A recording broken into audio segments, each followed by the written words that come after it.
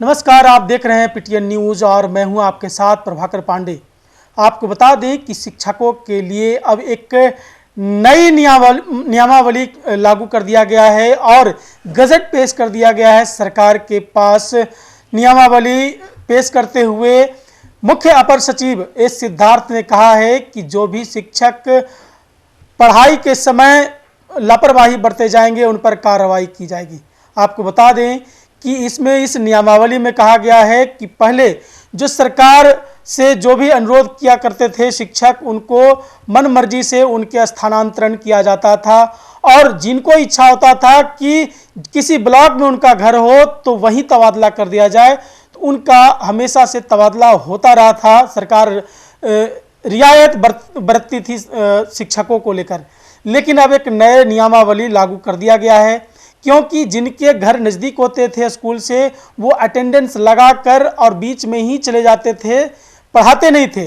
अब उन शिक्षकों के लिए अब बहुत ही मुश्किल खड़ी हो गई है। नियमावली में कहा गया है कि जो शिक्षक समय पर नहीं आएंगे उनको दूसरे जिले में तबादला कर दिया जाएगा। जो शिक्षक लापरवाही बरतेंगे और पढ़ाई में डिस्टर्ब करेंगे या फिर लोकल पॉलिटिक्स में इन्वॉल्व होंगे, उन शिक्षकों के ऊपर कार्रवाई की जाएगी और उनको दूसरे जिले में तबादला कर दिया जाएगा। यदि अनुरोध करते हैं शिक्षक तो उनको फिर दूसरे ऐसे जगह पर भेजा जाएगा जहां उनको उनकी इच्छा नहीं थी जाने का। नई नियमावली बना है, अब शिक्षकों के लिए थोड़ी मुश्किल होगी लेकिन शिक्षा में सुधार होगा।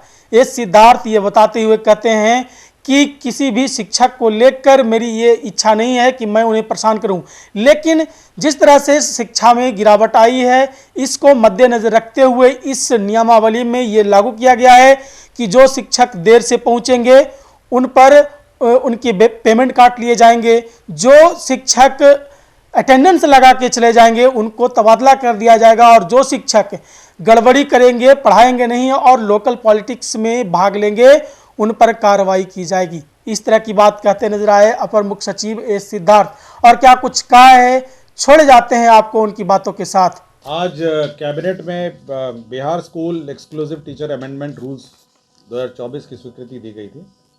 ये हिंदी में इसको कहा जाता है बिहार विद्यालय विशिष्ट शिक्षक संशोधन नियमावली 2024।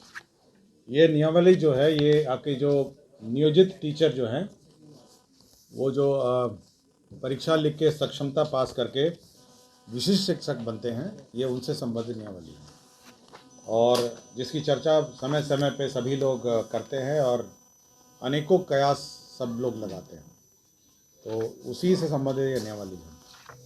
देखिए, इसमें 2-3 चीज़ें हैं जो नियमावली में हम लोगों ने मेजर संशोधन किए हैं।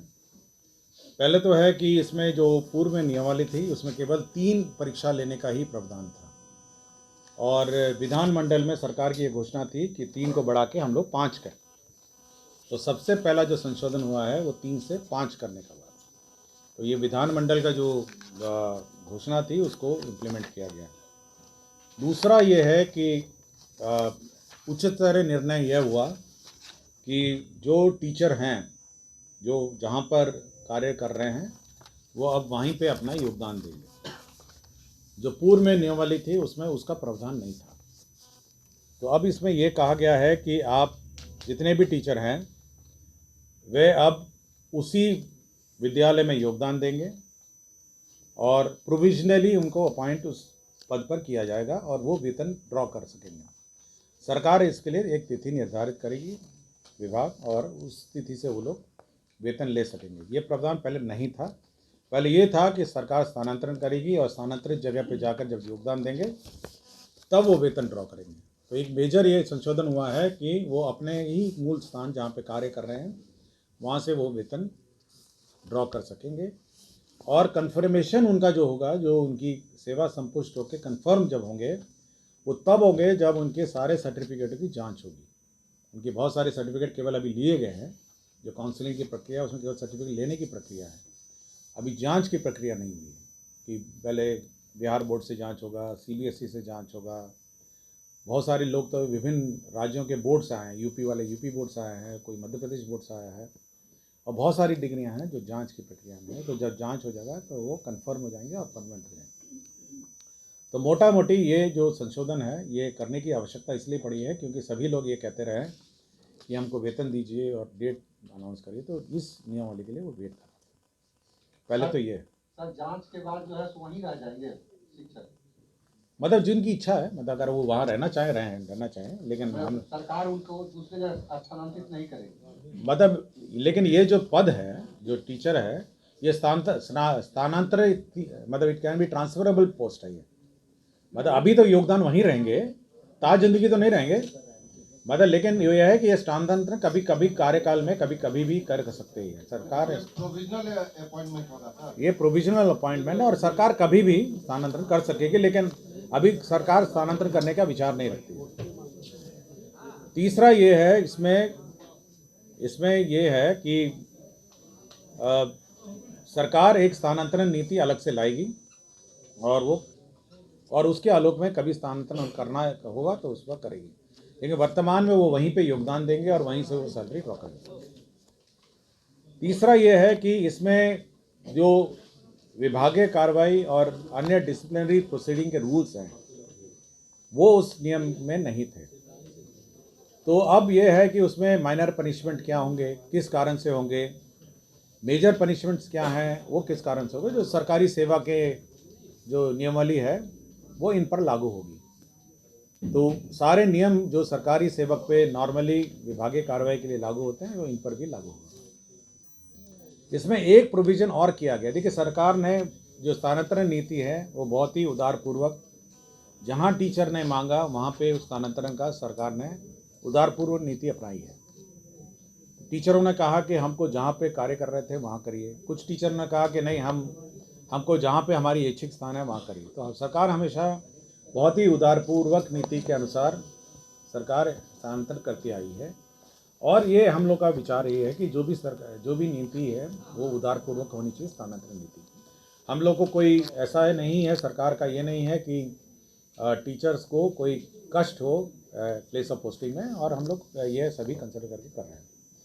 लेकिन एक प्रोविज़न इसमें इस नियमावली में रखा गया है जो कि बहुत महत्वपूर्ण है और जिसके बारे में पहले भी चर्चा की गई है कई जगह। वो ये है कि अगर आप पढ़ाएंगे नहीं और आप लोकल पॉलिटिक्स में इन्वॉल्व होंगे, आप अन्य टीचर को डिस्टर्ब करेंगे और आप विद्यालय का माहौल बिगाड़ेंगे, तब जिला पदाधिकारी आपको उस स्कूल से किसी भी ब्लॉक और किसी भी अनुमंडल में स्थानांतरण कर सकता है, और अगर वो रिकमेंड राज्य सरकार को करेगा तो वो जिला भी बदल सकते हैं। तो यह प्रावधान रखा गया है कि अगर आप पढ़ाएंगे नहीं, आप दूसरे को कहेंगे, जैसे कल ही आपने एक वीडियो सुना होगा जिसमें एक टीचर कहती है कि आप अटेंडेंस फर्जी बनाइए। हम ही को सूचना मिली थी, हमको किसी ने मिल के दिया है, वो ऐसा नहीं है कि अचानक वो प्रकट कहीं से हो गया है। एक टीचर आई थी मुझे शिकायत करने के लिए कि उसकी हेड मिस्ट्रेस जो है वो दबाव बना रही है और गड़बड़ करने को कह रही है। आप सभी ने सुना होगा उसको।